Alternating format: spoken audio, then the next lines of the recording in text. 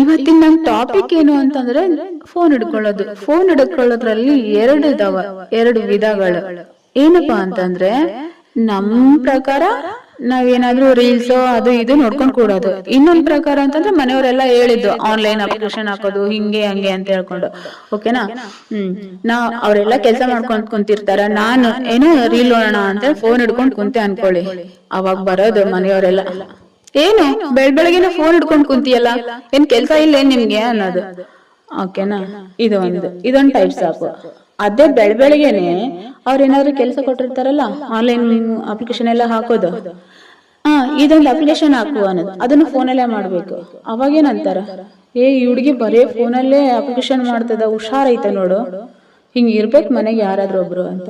ಯಾಕೆ ಹಿಂಗ್ ಪಾರ್ಚಾಲಿಟಿ ಮಾಡ್ತಾರ?